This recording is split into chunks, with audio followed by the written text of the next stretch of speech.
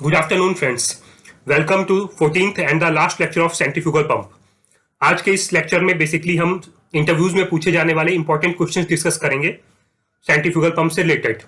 ये हमारा पार्ट 3 है. पार्ट 1 और पार्ट 2 में भी हमने ऐसे ही कुछ क्वेश्चंस पे डिस्कशन किया था. सो फ्रेंड्स, आज ये सेंट्रीफ्यूगल पंप्स का लास्ट लेक्चर है. अगर आपको मेरे लेक्चर से अच्छी लर्निंग मिलती है तो प्लीज मेरे चैनल को सब्सक्राइब कीजिए और जितना ज्यादा हो सकता है उतना ज्यादा लाइक कीजिए और फ्रेंड्स से शेयर भी कीजिए. सो फ्रेंड्स, आज का पहला क्वेश्चन है व्हाट इज मैकेनिकल एफिशिएंसी. जैसे कि मैंने आपको अपने लेक्चर में बताया था कि एक सेंट्रीफ्यूगल पंप के केस में एक मोटर रहती है. वो मोटर एक शाफ्ट से कनेक्टेड रहती है और वो शाफ्ट जो है वो जाके एक इंपेलर को रोटेट करती है. बट जो शाफ्ट रहती है वो बेसिकली आपका बियरिंग के सपोर्ट पे होती है, जिसकी वजह से उसमें फ्रिक्शनल लॉसेज होते हैं. तो मोटर ने जो पावर पी हमें दी वो पावर एक्चुअल में इंपेलर तक पहुंचते पहुंचते वो पावर कम हो जाती है. ये जो रेशियो होता है friends between the actual power means rotor power और जो पावर मोटर ने सप्लाई की, इस रेशियो को हम बोलते हैं मैकेनिकल एफिशिएंसी. तो friends, it is the ratio between the rotor power and the shaft power. ज्यादा डिटेल के लिए मैंने लेक्चर 10 में इस चीज को बहुत ही डिटेल वे में डिस्क्राइब किया हुआ है. प्लीज मेरा वो लेक्चर जरूर रेफर कीजिएगा. Next question is what is manometric efficiency. So friends, centrifugal pump के केस में एक आइडल हेड होता है एच, जो सेंट्रीफ्यूगल पंप को डेवलप करना चाहिए. बट जब हम उसको रनिंग में लाते हैं तो क्या रहता है, जो एक्चुअल हेड हमें मिलता है वो उस वैल्यू से कुछ कम रहता है because of the frictional losses जो आपके पंप में के इंपेलर में होते हैं. लाइन में जब लिक्विड मूव करता है तो वहां पे होते हैं, जिसकी वजह से एक्चुअल हेड हमें जो है वो कुछ डिफरेंट मिलता है और बेसिकली एक्चुअल हेड हमें कुछ कम मिलता है. तो ये जो रेशियो होता है between the head loss in the impeller, that is manometric efficiency. Actual head upon ideal head का जो रेशियो रहता है उसको हम बेसिकली बोलते हैं मैनोमेट्रिक एफिशिएंसी. अब फ्रेंड्स, नेक्स्ट टर्म आता है volumetric efficiency. Friends, centrifugal pump के केस में बेसिकली मान लीजिए सक्शन में हमारा फ्लो जो आ रहा है, हमेशा जो आउटपुट में डिस्चार्ज में हमें फ्लो मिलता है वो उससे कुछ कम मिलता है. बिकॉज हम ये मान के चलते हैं कि हमारे इंपेलर में या फिर कहीं ना कहीं से हमारा थोड़ा बहुत जो लिक्विड है वो लॉस जरूर होता है. इस लॉस को रिड्यूस करने के बाद में जो फाइनल फ्लो हमें मिलता है वो कुछ कम मिलता है. ये जो रेशियो होता है between the output flow rate upon input flow rate in the suction line, इस रेशियो को हम बोलते हैं volumetric efficiency. Output flow rate from the pump upon inlet flow rate. इसको मैंने अपने लेक्चर 10 में बहुत ही डिटेल वे में डिस्कस किया है. सो फ्रेंड्स, जिसने भी मेरा वो लेक्चर मिस किया प्लीज लेक्चर 10 जरूर रेफर कीजिएगा. नेक्स्ट क्वेश्चन है मेरा friends, what is static head. Static head, जैसा कि मैंने आपको काफी डिटेल में समझाया था कि ये जो भी आपका रिजर्वॉयर है उसका टैंक का लेवल से आपका जो भी रिसीविंग वेसल है उसके टैंक के लेवल का जो वर्टिकल डिस्टेंस होता है इधर वो होता है, या फिर अगर आपके टैंक के लेवल से ज्यादा आपकी डिस्चार्ज लाइन जो रिसीविंग टैंक में जा रही है उसका लेवल ऊपर है, तो इनके लेवल्स के बीच में रिजर्वॉयर और जो रिसीविंग टैंक है उस टैंक का लेवल, या फिर अगर लाइन आपका रिसीविंग टैंक के ऊपर से जा रही है तो उस लाइन का जो वर्टिकल डिस्टेंस है वो होता है आपका static head. Vertical distance between the level of reservoir and the receiving tank oblique discharge point whichever is higher, जो भी हायर होता है. ये मैंने अपने लेक्चर 8 और 9 में थ्योरी और एग्जांपल दोनों तरीके से बहुत ही अच्छे से समझाया हुआ है. सो फ्रेंड्स, जिसने भी मेरा वो लेक्चर मिस किया प्लीज मेरे इस लेक्चर को जरूर देखिएगा. What is dynamic head. Friends, dynamic head basically वो हेड होता है जो जब भी मेरा लिक्विड मूव करता है तब पिक्चर में आता है. ये हेड बेसिकली मेरा फ्रिक्शनल लॉसेस की वजह से आता है. बिकॉज लिक्विड मेरा मूव करेगा तो उसमें इंपेलर में आपका जब पाइप्स में मूव करेगा तो पाइप के सर्फेसेस की वजह से फ्रिक्शनल लॉस लगता है. वो जो भी हेड होता है उसे हम बोलते हैं dynamic head. Head generated due to frictional losses in the pipe along with pressure drop at various walls or fittings.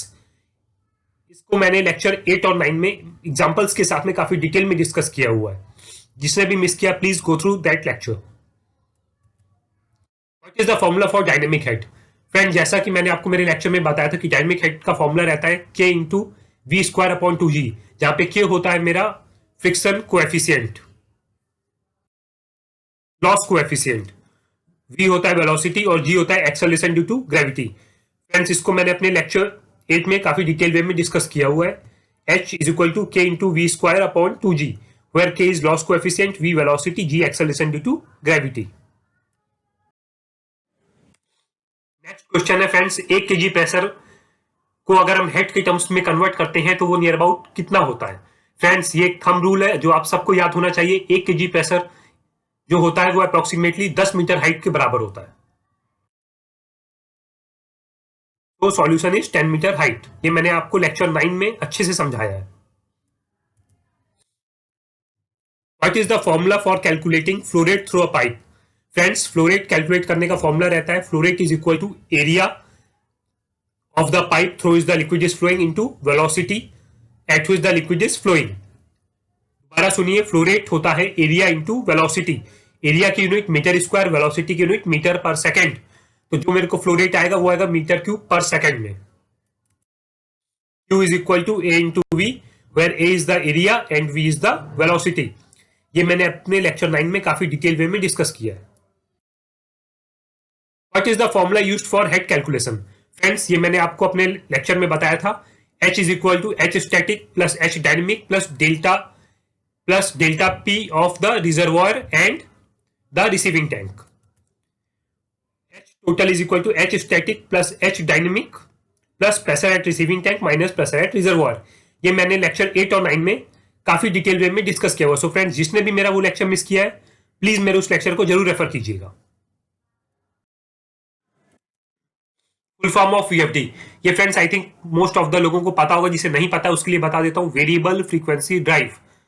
इसका काम ये रहता है, ये आपका जो इंपेलर रोटेट कर रहा है ये उसकी फ्रीक्वेंसी को कम कर देता है। फ्रीक्वेंसी कम होते ही आपका जो करंट रिक्वायर होती है वो करंट कम हो जाती है और बेसिकली आपका जो पावर कंजम्पशन है वो आपकी रिक्वायरमेंट के हिसाब से पावर को रिड्यूस कर देता है। लेक्चर 9 में मैंने इसको काफी डिटेल वे में डिस्कस किया है। जिसने भी मेरा वो लेक्चर मिस किया है प्लीज मेरे उस लेक्चर को जरूर देखिएगा। Centrifugal pumps are basically used. So friends centrifugal pumps को बेसिकली हम कहां पे यूज करते हैं?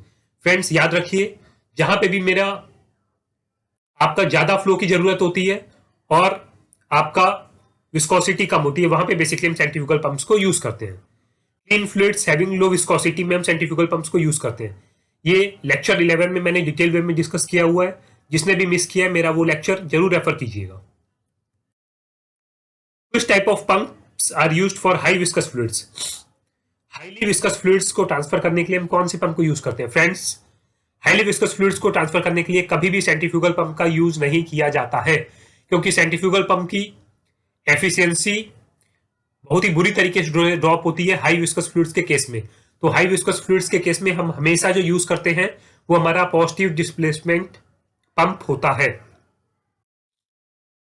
पॉजिटिव डिस्प्लेसमेंट पंप फ्रेंड्स ये मैंने अपने लेक्चर 11 में काफी डिटेल वे में समझाया हुआ है।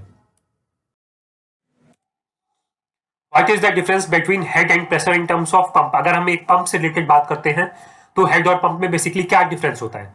फ्रेंड्स एक पंप जो भी हेड डेवलप करता है वो लिक्विड की डेंसिटी पे डिपेंड नहीं करता है, लेकिन जो भी वो प्रेशर डेवलप होता है वो लिक्विड की डेंसिटी में डिपेंड होता है। ये सबसे बड़ा डिफरेंस होता है हेड और प्रेशर के बीच में। Head developed by the pump is fluid independent, but pressure developed is fluid dependent. Density of fluid, जो भी हेड होता है वो डेंसिटी ऑफ फ्लूइड के इंडिपेंडेंट होता है, बट जो प्रेशर होता है वो डेंसिटी ऑफ फ्लूइड पे डिपेंड करता है। ये मैंने अपने लेक्चर 10 में बहुत ही डिटेल वे में डिस्कस किया हुआ है। फ्रेंड्स जिसने भी मेरा वो लेक्चर मिस किया है प्लीज मेरे उस लेक्चर को दोबारा देखिएगा। What is the static head in given example?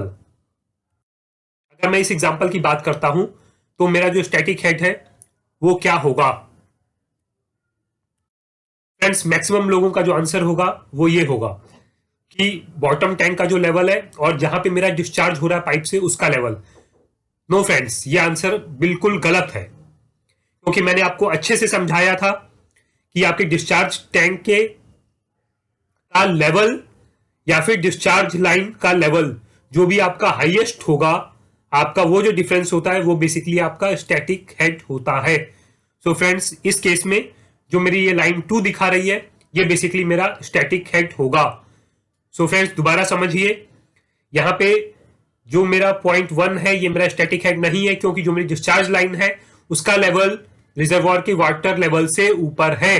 तो मेरा ये जो लाइन 2 दिखा रही है, ये बेसिकली मेरा आपका स्टैटिक हेड होगा। So friends, answer is as shown by arrow 2। ज्यादा डिटेल के लिए मेरा लेक्चर 8 और 9 जरूर रेफर कीजिएगा।